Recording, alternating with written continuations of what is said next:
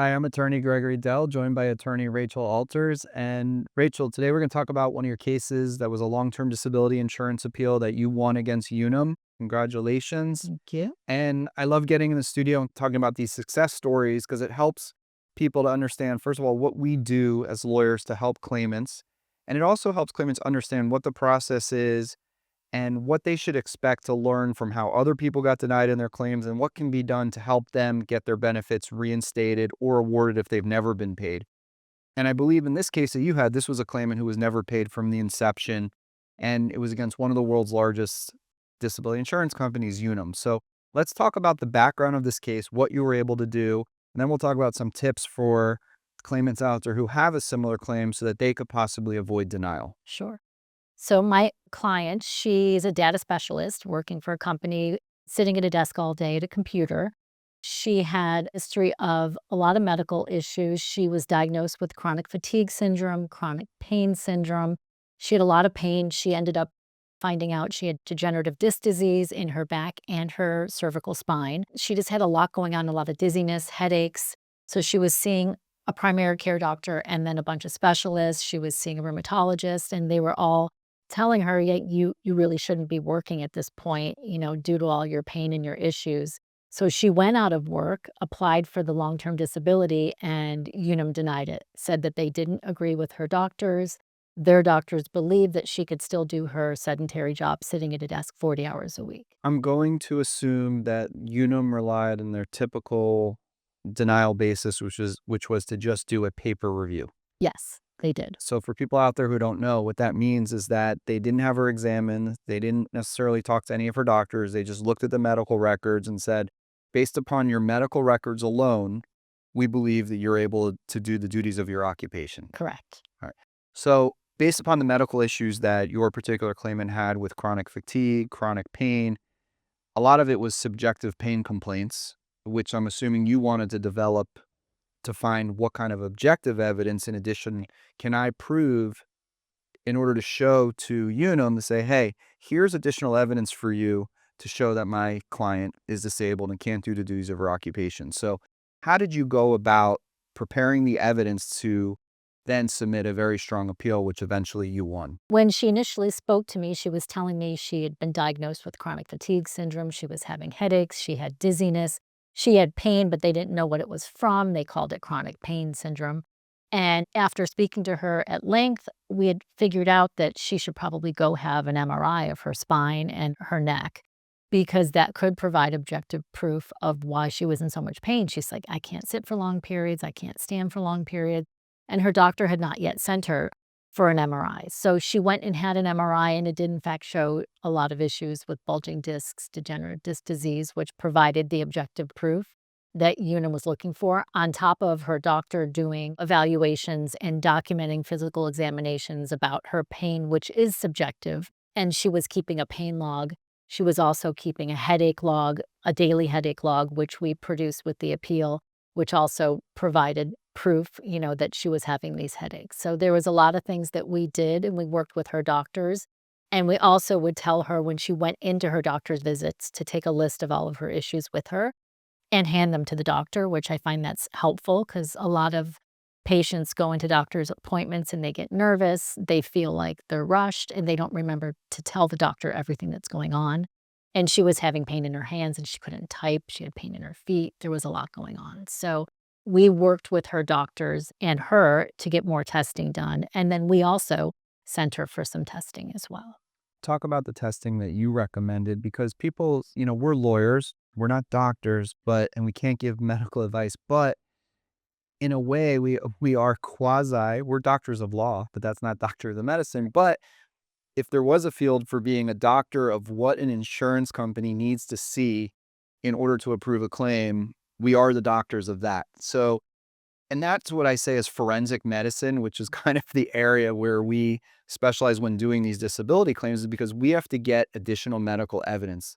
And the insurance company plays a game where they're like, you don't have this evidence, but we know the evidence that's needed. So you said you wanted additional testing, which, you're saying someone's watching this going, well, why are you as the lawyer saying I want additional testing? Right. And the reason for that is because the doctors treat the patient, not the chart. and they were treating her and trying to get her symptoms under control, and they didn't feel that they needed additional testing that may prove why she can't do her job. That additional testing wasn't necessarily going to create a cure for her or alleviate her pain symptoms or help them to diagnose. They already know. But diagnosis, as the insurance company always throws in our face, diagnosis doesn't equal disability. But additional testing will start to show what are the restrictions and limitations. So talk about the additional testing that you got done in this case. Yeah, we felt that since she had a sedentary job, we had to prove to Unum that she couldn't sit for long periods, stand for short periods, lift up to 10 pounds because that's the requirements of a sedentary job. So we had to prove that to Unum in such a way that they would agree with us. And the way to do that is a functional capacity evaluation. We have a company that arranges these, and the client goes through a 3-hour test, and it tests their ability to sit, stand, push, pull, bend, stoop, crawl, climb a ladder, whatever their job would require. They test these things, and, a lot of times for our clients, it's very hard to make it through these tests because they start out and they have all these medical issues, they're in a lot of pain. So, it's a very difficult thing for them to do, but, when I prepare them for them, I just say, "Do the best you can, put forth full effort, do what you can do without hurting yourself," so that we get an accurate depiction in the report of what you can and cannot do. And we can't guarantee the outcome of the reports, Right. but usually when we send our clients for a functional capacity evaluation, we're pretty sure that they're not going to do so great on it. And this one did come back positive, meaning supportive.